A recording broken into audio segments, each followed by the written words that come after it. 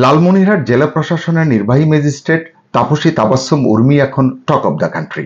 নিজের ফেসবুকে একটি পোস্ট লেখার কারণে তাকে প্রথমে ওএসডি এবং পরে সাময়িক বরখাস্ত করেছে জনপ্রশাসন মন্ত্রণালয়।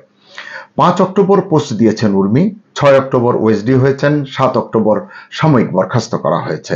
এটি জানিয়েছে জনপ্রশাসন মন্ত্রণালয় এবং তারা বলেছে যে তার বিরুদ্ধে শাস্তিমূলক ব্যবস্থাও নেওয়া হচ্ছে। কি লিখেছিলেন উর্মি তার ফেসবুক পেজে? উর্মি লিখেছেন, সাংবিধানিক ভিত্তিহীন অন্তর্বর্তী সরকারের প্রধান উপদেষ্টা বলেছেন রিসেট বাটনে পুশ করা হয়েছে। অতীত মুছে গেছে, রিসেট বাটনে ক্লিক করে দেশের সব অতীত ইতিহাস মুছে ফেলেছেন তিনি। এতই সহজ? কাউন্টডাউন শুরু হয়ে গেছে আপনার মহাশয়। এরও আগে ফেসবুক পোস্টে লিখেছেন, আবু সাইদ সন্ত্রাসী একটা ছেলে, যে কিনা বিশৃঙ্খলা করতে গিয়ে নিজের দলের লোকের হাতেই মারা পড়ল, সে নাকি শহীদ। তিনি আরো লেখেন, একটা সন্ত্রাসীর মৃত্যুকে অজুহাত বানিয়ে কত নিরীহ পুলিশকে হত্যা করা হলো, তার দায়ভার কি এই অথর্ব সমাজ নেবে? এই ছেলের জন্য প্রধান উপদেষ্টা দলবল নিয়ে চলে আসলেন রংপুর। লালমনিরহাট এবং রংপুরের বাকি 7 জেলা থেকেও উপদেষ্টা দলের জন্য পাঠাতে হয়েছে গাড়ি। আবু সাইদের বাড়িতে যাওয়ার জন্য প্রধান উপদেষ্টার সমালোচনা করে তিনি লেখেন, এই আহম্মকি ভ্রমণের জন্য পুরো বিভাগ থেকে যে এত গাড়ি বহর গেল, তার তেল খরচ কে দিয়েছে? মানে এই ধরনের কিছু শব্দ এমনভাবে তিনি ব্যবহার করেছেন যেটি নিয়ে শুভবুদ্ধি সম্পন্ন যে কোনো মানুষই কিন্তু বিব্রত হবেন। এদিকে বরখাস্ত হওয়া প্রসঙ্গে উর্মি সাংবাদিকদের বলেছেন, I am not a hypocrite. মুক্তিযুদ্ধের বিপক্ষ শক্তির বিরুদ্ধে যে কোনো জায়গা থেকে বলা যায়, এজন্য যদি চাকরি চলে যায় এতে আমার কোনো সমস্যা নেই। তিনি আরো বলেন, রিসেট বাটন পুশ করা মানে কি? অতীত মুছে ফেলা মানে কি? আমাদের মুক্তিযুদ্ধ হচ্ছে মীমাংসিত সত্য, আমাদের জাতির পিতা বঙ্গবন্ধু, এগুলো মীমাংসিত সত্য। তাহলে আমি তো মনে করি মুক্তিযুদ্ধের বিরোধী শক্তি এখন সরকারে আছে। দর্শক, আপনারা জানেন এটি নিয়ে এখন পক্ষে বিপক্ষে তুমুল আলোচনা চলছে। সোশ্যাল মিডিয়ায় যে যার মতো করে মন্তব্য করছেন, কথা বলছেন। উর্মি বলেন, 30 লাখ শহীদের বিনিময়ে দেশটা স্বাধীন হয়েছে। রিসেট বাটন পুশ করলে কি 30 লাখ শহীদ ফিরে আসবে? চেতনা বিক্রি, গণহত্যা, এগুলো সবই তদন্ত সাপেক্ষ, এগুলো তো প্রুফ না। কিন্তু মীমাংসিত সত্যকে তো কেউ মুছে ফেলতে পারে না। এই যে 30 লাখ শহীদ ফিরে আসবে কিনা, চেতনা বিক্রি, গণহত্যা, এগুলো নিয়েও কিন্তু পক্ষে বিপক্ষে নানান মন্তব্য রয়েছে। এদিকে উর্মিকে স্থায়ী বরখাস্ত ও গ্রেফতারের দাবিতে বিক্ষোভ সমাবেশ করেছে বৈষম্য বিরোধী ছাত্র আন্দোলন লালমনিরহাট এবং বেগম রোকেয়া বিশ্ববিদ্যালয়ের শিক্ষার্থীরা। তারা বলেছে, দ্রুত ব্যবস্থা নেওয়া না হলে আরো কঠোর কর্মসূচি, এমনকি উত্তরবঙ্গ ব্লকেট কর্মসূচি পালন করা হবে। অর্থাৎ এটি নিয়ে রাজনীতি বেশ সরগরম হয়ে উঠেছে। এতে অনেকেই মনে করছেন সরকারের ভূমিকাটিও আসলে অগ্নিতে ঘৃতাহুতির মতো কাজ করেছে। তো যেটি বলছিলাম যে অনেকেই সমালোচনা করছেন। আমরা দেখলাম যে ফেসবুকে, ইউটিউবে বেশ জনপ্রিয় ক্ষোভ প্রকাশ করে সাবেক সংসদ সদস্য গোলাম মাওলা রনি নিজের ফেসবুক আইডিতে লিখেছেন, তাবাসসুম উর্মিকে কেন ওএসডি করা হলো? একজন নবীন সরকারি কর্মকর্তার একান্ত ব্যক্তিগত একটি কথা যারা হজম করতে পারেন না, তারা কিসের রাষ্ট্র সংস্কার করবেন, কিসের গণতন্ত্র প্রতিষ্ঠা করবেন? শুধু মুখে মুখে লন্ডন আমেরিকার গণতন্ত্র এবং অন্তরে উগান্ডার আমিন দাদার মতো স্বৈরাচারী মনোভাব পোষণকারীদের সঙ্গে যদি গুণগত পার্থক্য না থাকে, তবে আমরা কিভাবে অগ্রসর হব? এমন মতামত আর অনেকেই দিয়েছেন। মুফাসসির ইসলাম তিনি লিখেছেন, বঙ্গবন্ধু বা জিয়া, আবু সাইদ বা ইউনুস, হাসিনা বা খালেদা, আমরা তাদের ভালোবাসতে পারি এবং ঘৃণা করতে পারি। তাদের বিরুদ্ধে কটূক্তি করার জন্য আমাদের গ্রেপ্তার হতে হবে বা আমাদের চাকরি হারাতে হবে, এটা রাষ্ট্রীয় মদতপুষ্ট সন্ত্রাস ছাড়া আর কিছুই নয়। কিন্তু কারো সমালোচনা করার সময় আমাদের সভ্য যৌক্তিক শব্দ ব্যবহার করার চেষ্টা করা উচিত। আমি নিশ্চিত উর্মি যে শব্দগুলো ব্যবহার করেছেন, কয়েকটি শব্দ খুবই আপত্তিকর, তিনি হয়তো এই প্রসঙ্গে এটি বলেছেন। তিনি লিখছেন, কটূক্তির জন্য যদি গ্রেপ্তার করতেই হয় তাহলে প্রথমে ইউনুসকে গ্রেপ্তার করে শুরু করুন, যিনি আমাদের মুক্তিযুদ্ধের অপমান করেছিলেন। সমন্বয়কারীরা রিসেট বাটন চেপেছে বলে তিনি বলেন, বাংলাদেশ মগের মুল্লুক হয়ে গেছে। সারা বিনতে জামাল ফেসবুকে লিখেছেন, স্যালুট বোন তোমাকে, তুমি এ যুগের প্রীতিলতা ওয়াদ্দেদার, স্বাধীনতার সপক্ষে নিজের বাক স্বাধীনতা উন্মোচন করার জ্বলন্ত অনুপ্রেরণা। সাগর হোসেন নামে একজন লিখেছেন, জনগণকে বললেন মন খুলে সমালোচনা করতে, বাট সমালোচনা করাতে ওএসডি করে দিলেন। হাস্যকর। এমন মন্তব্য প্রচুর আছে, আপনারা জেনেছেন ইতোমধ্যেই। প্রধান উপদেষ্টা এবং তথ্য উপদেষ্টা সম্পর্কে মন্তব্য করার কারণে একজনের বিরুদ্ধে মামলা করা হয়েছে, সম্ভবত চট্টগ্রামের ঘটনা এটি। আশিকুল ইসলাম নামে একজন লিখেছেন, যত খুশি সমালোচনা করতে বলা মানুষটা সমালোচনা করার কয়েক ঘন্টার ভিতর চাকরি নিয়ে টানাটানি শুরু করে দিল। সামান্য স্ট্যাটাস সহ্য করতে পারে না, এরা নাকি আবার জনগণের মত প্রকাশের অধিকার, বাকস্বাধীনতা নিশ্চিত করবে। তাই বলা যতটা সহজ, করা কঠিন। এই ক্ষমতার চেয়ারে যে বসে সে স্বৈরাচারী হয়ে ওঠে। মনে রাখবেন, অন্যায়ের বিরুদ্ধে আমরা সবাই এক। স্যালুট তাবাসসুম উর্মি। মানে 2 মাস যেতে না যেতেই এমন করে কথা বলা, যাদেরকে বাকস্বাধীনতার জন্য প্রতিভু মনে করে ক্ষমতায় বসানো হলো, দায়িত্ব দেওয়া হলো, তাদের কাছ থেকে এমন আচরণে সত্যিই দেশের মানুষ অন্তত একাংশ বা বৃহৎ অংশ হতাশ হয়ে চলেছেন।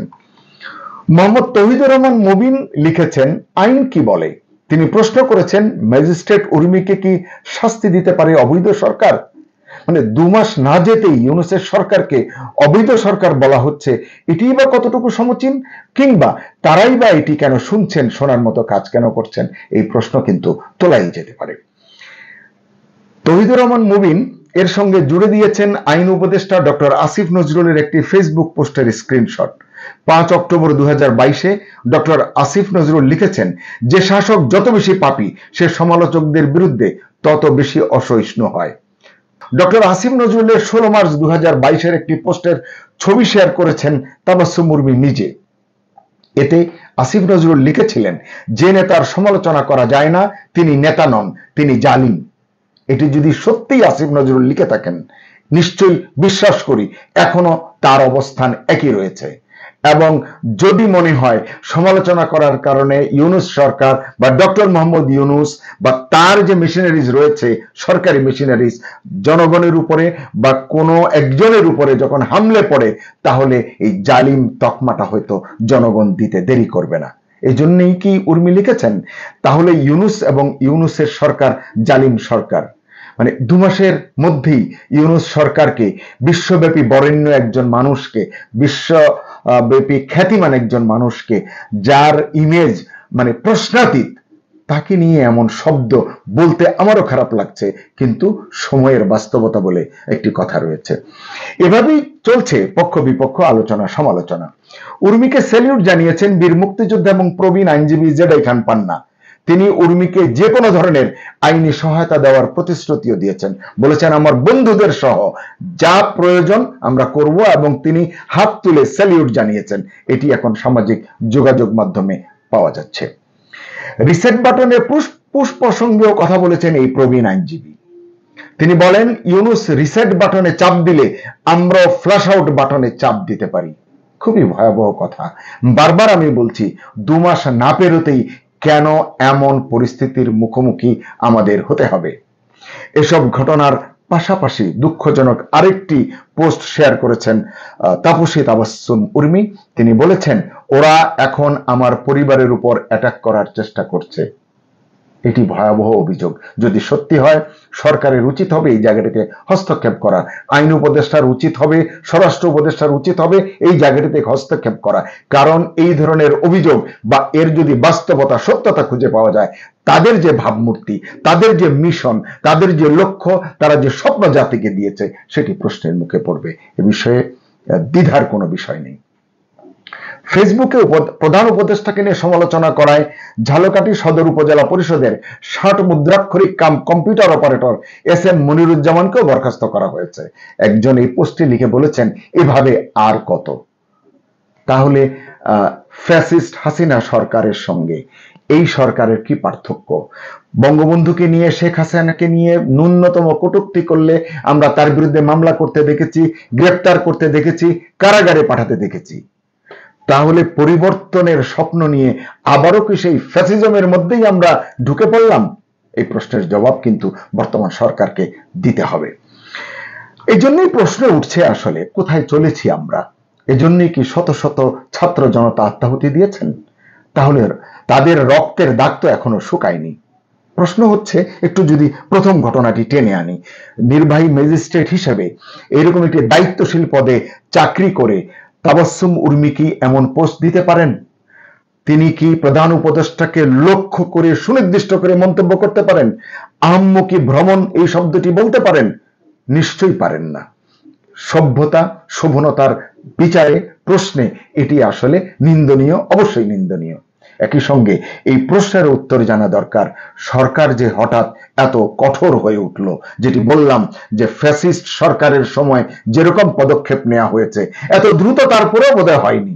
5 তারিখে পোস্ট, 6 তারিখে তাকে 6-7 তারিখের মধ্যে তাকে 6 তারিখে ওএসডি করলো, 7 তারিখে তাকে বরখাস্ত করা হলো। বিভাগীয় তদন্ত হবে, মামলা হচ্ছে, শাস্তিমূলক ব্যবস্থা হবে, হয়তো চাকরিও হারাবেন। এত দ্রুত কিন্তু শেখ হাসিনার সময় করেননি, এমনটাই মানুষ সামাজিক যোগাযোগ মাধ্যমে বলছেন। তো সরকারের এই কঠোরতা, সরকারের এই পদক্ষেপ দেশে সমাজে কি বার্তা দিচ্ছে এটিও ভাবতে অনুরোধ করব। শেষে বলি, কত প্রত্যাশা নিয়ে ডক্টর ইউনূসের হাতে রাজদণ্ড তুলে দিয়েছি আমরাই তাকে ডেকে এনে বসিয়েছি, ছাত্র জনতা তাকে ডেকে এনে বসিয়েছেন। এত অল্পতেই তিনিও অসহিষ্ণু হয়ে উঠলেন। তাহলে নতুন বাংলাদেশ গড়ার তার প্রতিশ্রুতির কি হবে? তিনি যে স্বপ্ন জাতিকে দেখিয়েছেন তার কি হবে? আমরা কি এমন দুঃখজনক প্রশ্ন নিয়ে এই ভিডিওটি শেষ করব? সরকার কি তাহলে পথ হারাচ্ছে? অন্তর্বর্তী সরকার কি যা করবার তা না করে অন্যদিকে দৃষ্টি নিবদ্ধ করছে? দর্শক, এতক্ষণ সঙ্গে থাকার জন্য ধন্যবাদ।